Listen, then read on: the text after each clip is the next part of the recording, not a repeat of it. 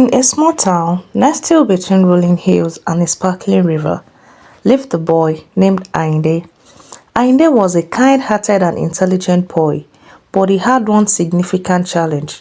He struggled to express himself and defend his thoughts and feelings. At school, Ainde often found himself the target of teasing.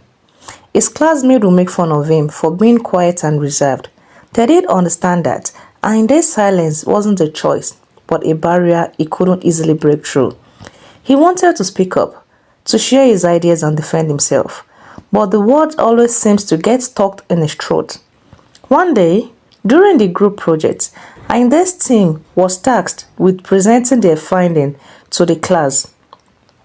Ayinde had done most of his research and had brilliant ideas, but he was terrified of speaking in front of everyone. His teammates, unaware of his struggle, pushed him aside and took credit for his work. Ayinde felt a pang of frustration and sadness but remained silent. After school, Ayinde often visited the town library, a place where he found solace among the books. One afternoon, while browsing the shelves, he stumbled upon a book titled Finding Your Voice. Intrigued, he took it home and began to read. The book was filled with stories of people who had overcome their fears and learned to express themselves. It included a practical exercise to help build confidence. Inspired by the stories, Ayinde decided to try the exercise. He started small, practicing speaking in front of a mirror and writing down his thoughts in a journal. Gradually, he began to feel more comfortable with his own voice. He also found a mentor in Miss Thompson, the librarian, who encouraged him and provided guidance. One day, an opportunity arose for Ayinde to put his newfound skills to the test. The school announced a speech competition, and Miss Thompson encouraged him to participate. At first, Ayinde was hesitant, but he remembered the stories from the book and the progress he has made. He decided to give it a try. On the day of the competition, Ayinde stood nervously on the stage, facing his classmates and teachers. His heart pounded, but he took a deep breath and began to speak. He talked about his journey, his struggle with expressing himself, and the importance of finding one's voice. As he spoke, he felt a wave of confidence washed over him. The audience listened intently, and by the end of the speech, they erupted in applause. I didn't win first place, but that didn't matter. He had taken a significant step in overcoming his fears. His classmates saw him in a new light, and some even apologized for their past behavior. Ayinde had found his voice, and with it, in a newfound sense of self-worth and confidence.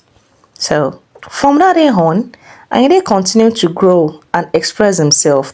He joined the debate club, participated in class discussion, and even helped others who struggle with similar challenge. He learned that everyone has a voice, and it's important to use it, not just for oneself, but to inspire and support others.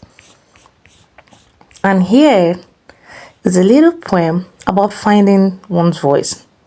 It's called Whispers to Rose.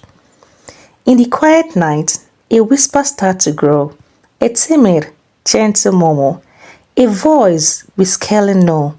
It trembles in the silence, afraid to make a sound, yet deep within it echoes.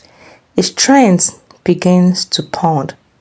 From shadows of the past, where silence held the train, emerged now a courage to break the binding chain. Each word a step to freedom, each phrase a bold embrace. The whisper turned to speaking, and it find its rightful place. No longer bound by fear, the voice began to soar, from whispers into words, in silence no more. It speaks of dreams and hopes, of battle found and won, a testament to courage beneath the rising sun. So, for every voice that's hidden, for every silent cry, there lies a strength within, a will to reach the sky, So let your voice be heard. Let it echo far and wide. For the song of freedom, your spirit will abide.